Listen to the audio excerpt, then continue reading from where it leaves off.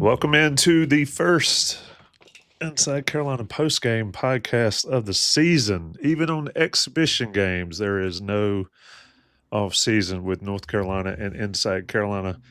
I'm your host, Tommy Ashley. We're sponsored by Johnny T-Shirt and Congruity. That, ladies and gentlemen, is Rob Harrington, longtime Inside Carolina contributor, longtime expert in the game. Rob, how you doing today? I'm doing great, Tommy. I am so excited to be doing this again. I probably have more jitters than the basketball team did tonight. No. It's like a bicycle. Once you hop on it, you get rolling. Shout out to the 150 or so folks in here. Don't let that get you nervous, Rob. Sometimes we do these and there'll be 500, 600, 700. But shout out to the folks that have joined us. Always the regulars. As I always say, put in the chat questions you have for Rob and where you're watching from. It's always pretty cool. But Rob, just to get your thoughts, we haven't talked about this season. We talked a little bit yesterday. Your overall thoughts on what you saw tonight compared to what you thought maybe going into tonight, and how that 40 minutes of basketball maybe shaped your opinion, changed your opinion, or solidified your opinions? The most interesting thing is we don't have a lot of precedents for this because typically you would not see a televised game at this stage of the year, certainly not against a P4 opponent. So I don't know what to compare it to other than I thought the intensity and especially after a rocky first 10 or 12 minutes, I thought actually the Tar Heels looked pretty far along. I mean, not surprisingly, the freshmen looked like they may be behind. But the returnees were great. And as Sherelle McMillan made the comment, we were chatting during the game, the guys who could not stay on the floor against Alabama, like Cadeau and Trimble and Washington, Alabama would not guard or pay any attention to. They were the ones who stepped forward tonight. And I think that is exactly what you would want to see. I thought I saw three starters, and of course, not including R.J. Davis, who would be number 4. Probably 2 weeks ago, I would have said, maybe Seth Trimble really is playing that well, and he could make an argument to start. Now, I don't know if there is an argument that he should not start. I mean, I think he clearly has to start. I don't even know why he wouldn't, understanding that it will be a very small rotation, presumably with Cadeau and Davis and Trimble. But I think they have to do it to put the best guys on the court. Yeah, I mean, that's a great point. And you mentioned Sherelle. He's always coming up with great points in it. And Seth couldn't stay on the court, and now he's scoring 33 points. Granted, it's October 15th, and one thing people have to do, and this is key for whether it's a blue-white game, secret scrimmage, whatever, is you don't get too high, you don't get too low. But, Rob, let's talk a little bit about Trimble's game. I thought when I saw him in person at Media Day the other day, I guess the 4th maybe of October, so 11 days ago, he looked substantially bigger, wider, stronger than he had looked in his time at Carolina before that. So he's really matured physically. But what did you see from his game that tonight that we hadn't seen before? Obviously, athleticism's always been there. The corner threes always seem to have been there, but he was able to, you score 33 points and you do it pretty efficiently. That's pretty impressive on the work he's put in this summer. Well, this will be trite, but I think his self-confidence is now at a completely different level from where it was before. Because the frustration previously was, well, you seem like the type of player who could get into the lane and make plays, but just didn't do it very often. And the usage rate was way too low. And so now, obviously, that doesn't look to be a problem anymore. He's doing the things you thought he may be able to do initially. The other thing, though, from a physical point of view, you're right that he had open jump shots last year, but I thought his ball handling tonight looked improved as well. Because previously I had said, okay, he's a good, slightly small 2 guard who could defend point guard. But tonight I thought that he looked capable of being a very good backup point guard. And it's probably more of a question for 2026, which we're not going to get into. But I think if he, assuming he does well this year, comes back for one more, now he should factor into the point guard rotation. If he's certainly not the playmaker that Cadeau is, but I thought from a ball handling perspective, he showed real progress. Yeah, also, 11 for 17 from the field, 3 for 5 threes. I mentioned the corner three. He's able to make 8 for 8 from the free throw line. And I thought that, his free throws there when they sort of got unsettled a little bit. Even Cadeau made some passes that you can't make in that situation. But he was able to do that. He had, 3 assists, 3 turnovers. So that kind of is what it is. But yeah, Trimble certainly making a statement to be a starter. And quite frankly, all we even heard Armando Bacot during the broadcast talk about 6th man of the year. Well, I'm not sure what I saw tonight and have heard building up to tonight. I'm not sure he's a 6th man at all. So that'll be interesting to see how that plays out. If he does do that, and I'm going to kind of work backwards a little bit, and I don't want to steal your thoughts, but let's assume Trimble starts. Let's assume Elliot Cadeau starts. R.J. Davis starts. Jalen Washington proved worthy of starting. Who's the 4th? The 4-man or the 5th starter? That is where I think the rubber hits the road for this team this year, because we saw them struggle on the glass a good amount when Memphis was being kind of chaotic out there early. Your thoughts there?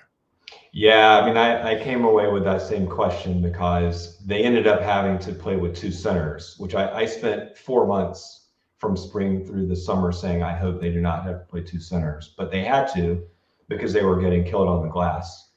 So it's possible that you could see and I'm calling Withers a center for my purposes, even though he also does play some time at the 4. But I coming into the year, I thought, well, hopefully Cade Tyson will take command of that position. Now, without belaboring the point, he didn't play well. I think that's an understatement. And there are going to be these lingering questions about the translation from small conference basketball to the ACC level.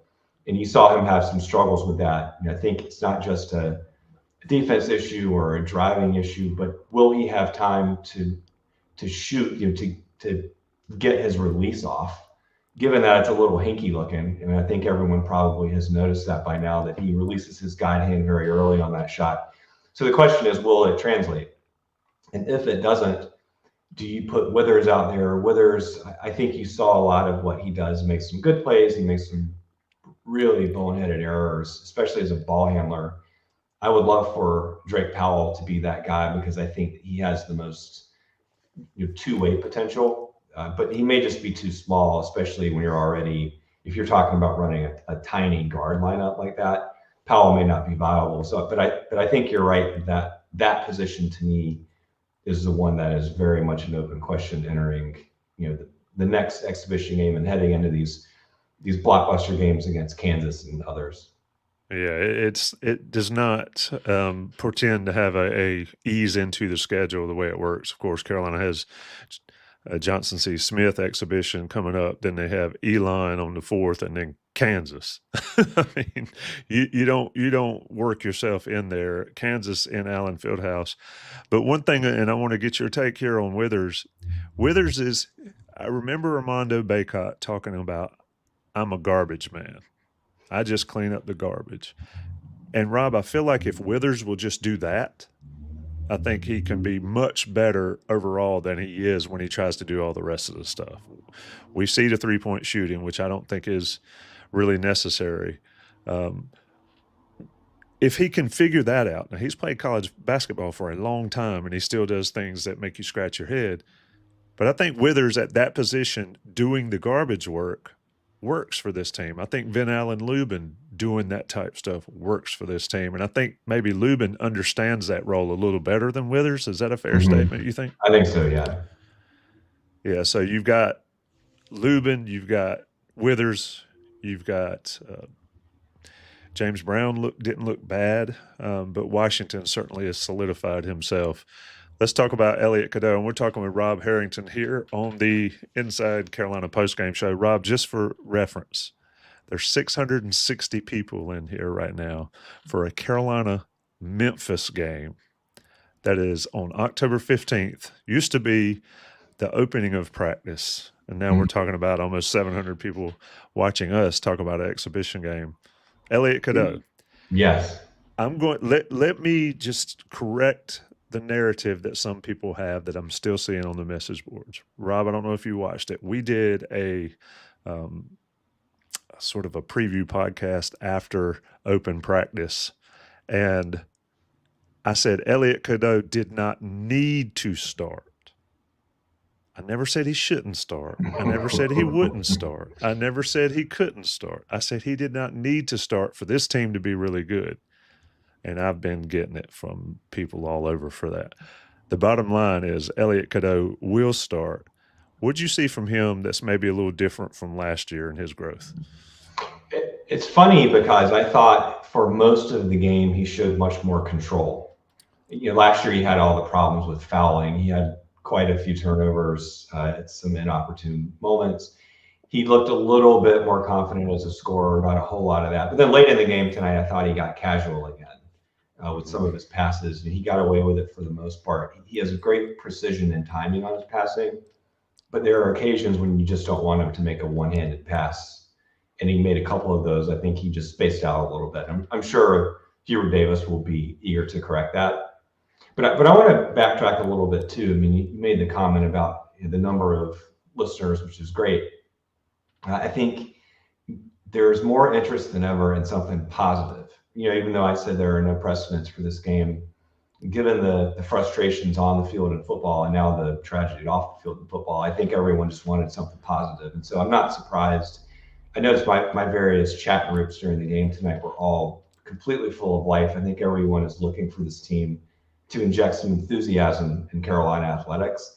And if nothing else, I definitely got that tonight. Whatever you thought about individual plays or an exhibition game, what it meant, I thought those guys played with a lot of energy, and Hubert Davis certainly coached like it was a regular game. He managed the rotations that way. Obviously, he went a little deeper than he will in the regular season, but I thought that was fun, and I'm not surprised that we're getting a lot of engagement. Yeah, it is. It's crazy how it really ramps up, and your point again about how it being literally a month earlier than normal here, and of course Carolina's played secret scrimmages before. They were not so secret, but we didn't have this opportunity to see it on TV and to talk about it. Shout out to the sponsors, Johnny T-Shirt and Congruity. Remember Matt at congruityhr.com for your small to mid-sized business. Rob, let's talk a little bit about we talked about the good, and the good is this team looked really good without RJ. And I felt like when Memphis was making it sort of chaotic there late, that's when you really need an RJ to settle things down, to hit a big shot, yes, but also to sort of calm the nerves. And to your point, keep Cadeau off the casualness there at the end. And so that was a successful outing to get people in it. Now, let's talk about the freshmen, Ian Jackson and Drake Powell. You mentioned Drake earlier. I thought they both looked pretty nervous, and I thought they both looked – it's different playing against your boys and playing against your teammates in a blue-right scrimmage when I thought they looked really good. You've followed basketball. You've covered basketball. You've covered basketball recruiting forever. Your thoughts on what you saw from them, given the hype around them, but the reality that you're no longer playing high school anymore. It's a step up for everybody. It's a huge step up. I think they both showed the adjustment they'll have to make in terms of physicality. They're both behind where they'll need to be in terms of the aggression everyone plays with, even in an exhibition game. Now, having said that, I thought Powell had a pretty nice second half. And I said all along, I thought that he would be a better player this season than his stats would indicate, because I don't think that he'll put up numbers necessarily, but you saw him make some nice connector type plays on offense. And then defensively, he had a great block.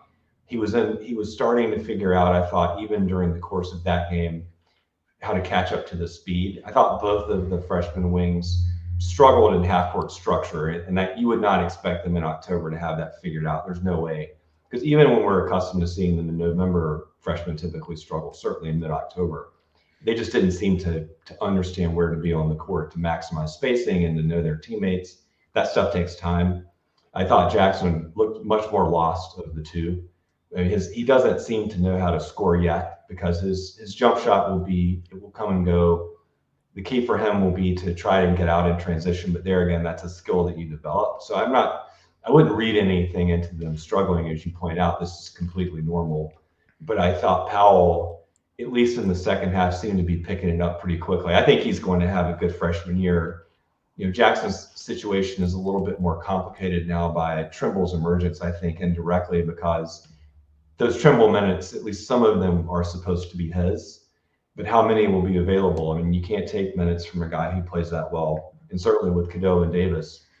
So can Jackson get some minutes even at the three? I'm not sure he's ready for that, but he's got a little bit more work to do. I think Powell, though, he's already locked in doing something different from what the guards can do. And as long as Tyson struggles and Withers is up and down some, I think there will be an opportunity for him. Yeah, that's a great point. I mean, Powell's able to fill a gap, whereas Ian Jackson's more duplicative at this moment. We'll see how it works out. Cade Tyson, that's another thing. You mentioned him earlier. He struggled shooting the ball. I asked him at media day about the jump. He didn't seem very concerned, about the jump. It's still basketball. It's still shooting. It's bigger arenas. It's all the same.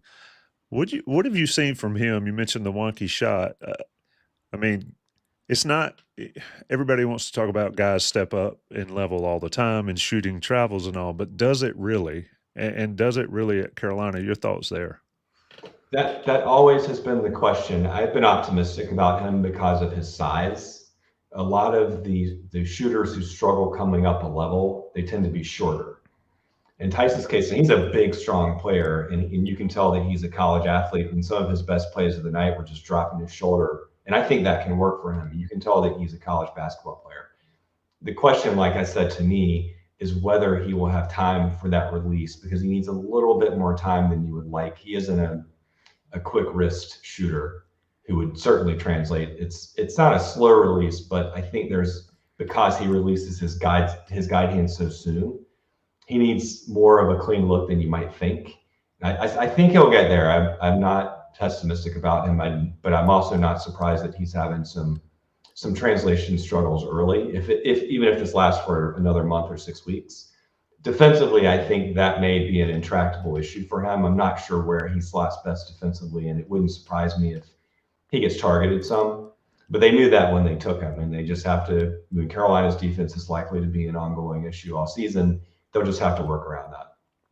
When you add R.J. Davis in, tell our listeners how that helps a guy like Cade Tyson, of course, get better looks and all, because RJ, we talk about gravity all the time with shooters. RJ is going to have the ultimate gravity when he's back out there. Just sort of speak to that aspect of it all the way around on this offense, even for Trimble, even for Cadeau. And then after that, I want to jump to the other side of the ball because I think that's going to be an issue. But your thoughts on the gravity that RJ will bring to helps these other guys? I think that it would not surprise me if he plays a little less, and RJ also is a little less efficient because he had a career year last year, and it's asking too much for, especially a player that size. I think you had everything on his shoulders to replicate that performance. But I think, to your point, he will be the featured player for the opponent, and that's going to synergize really well with what Carolina does well, because now you have not only Davis and Cadeau as creative playmakers, but now Trimble looks like a creative playmaker. And so as they're working interchangeably, stressing the defense, making them rotate, that in theory should open up a lot of space for Tyson. And I think part of what will hurt him any time that RJ Davis isn't on the court, or unless one of the other guards starts to shoot the ball consistently, is people will pay a lot more attention to him if he's the best shooter out there. But if he's the second best shooter, well, then some of these challenges solve themselves. So I think you're right. Davis is going to open up things for everyone else.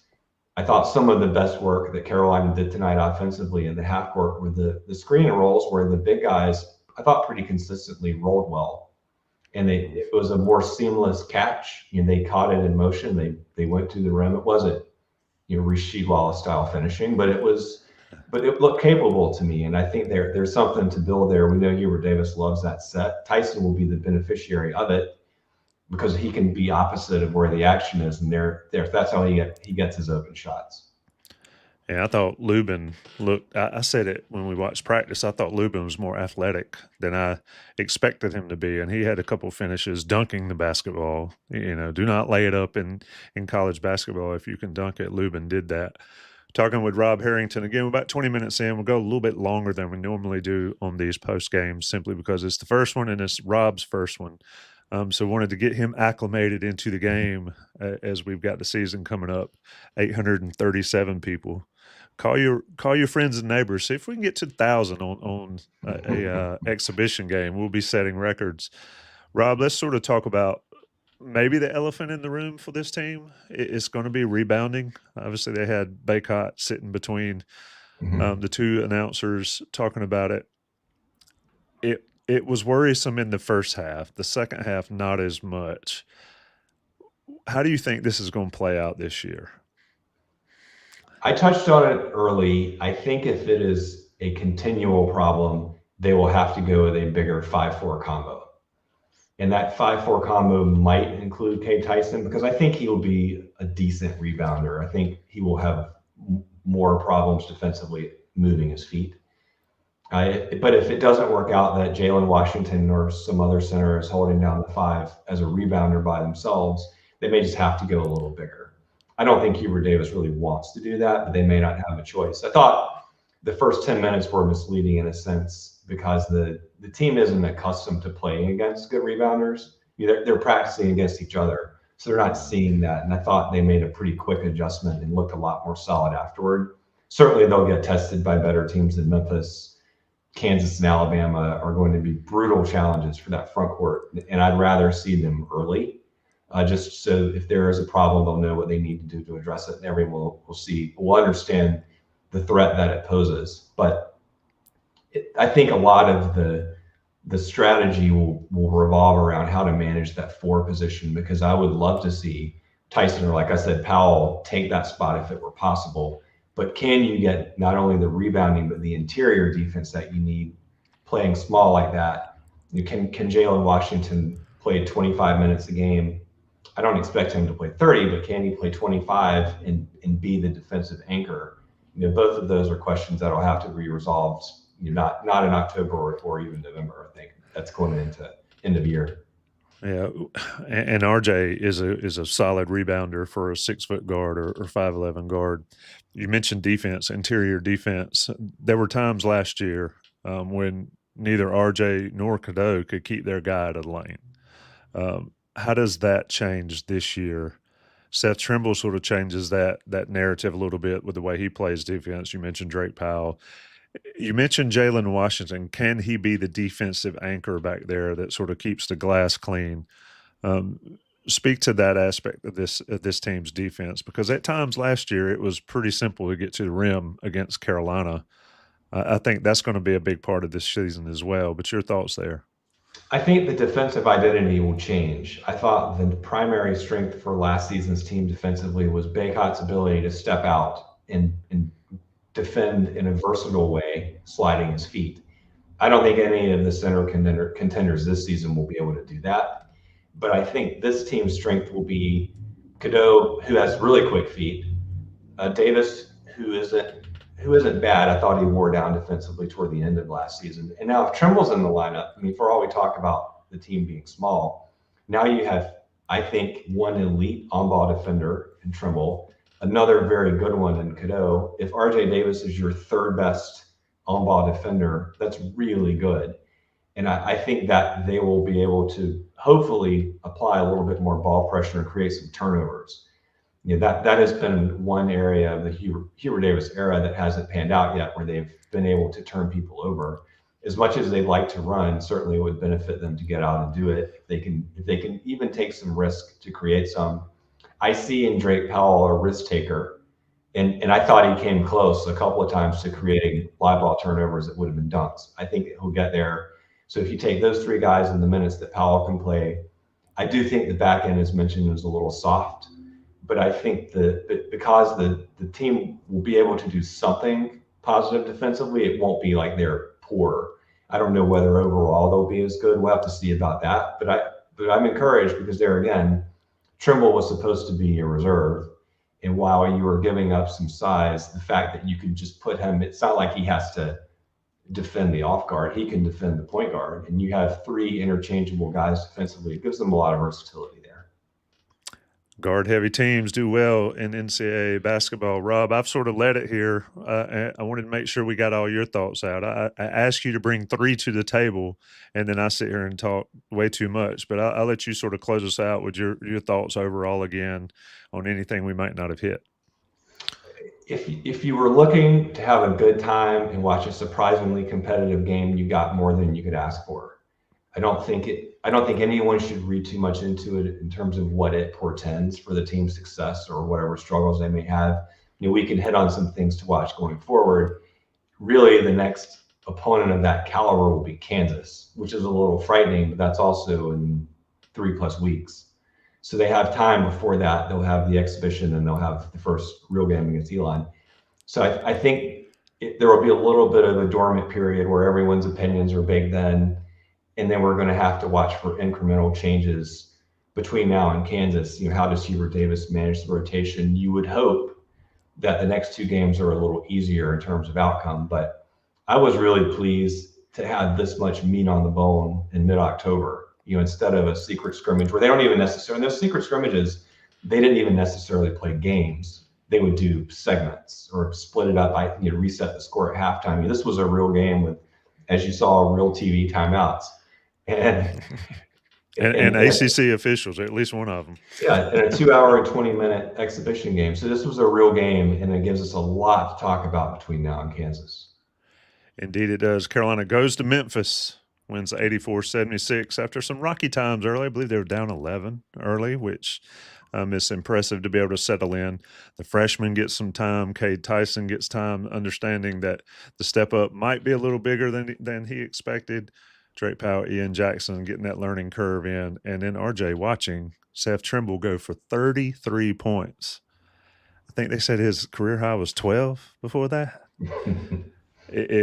Folks, Seth Trimble's not going to average 33 points a game. If he does, we shall have a Seth Trimble portion of the program every single night.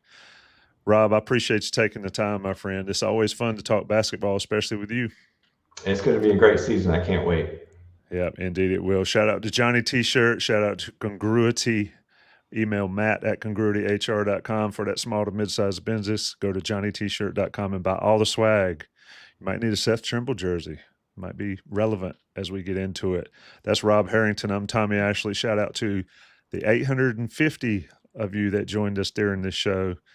Long season. It's only October 15th. A lot more to come. Thanks, everybody. Thanks, Rob.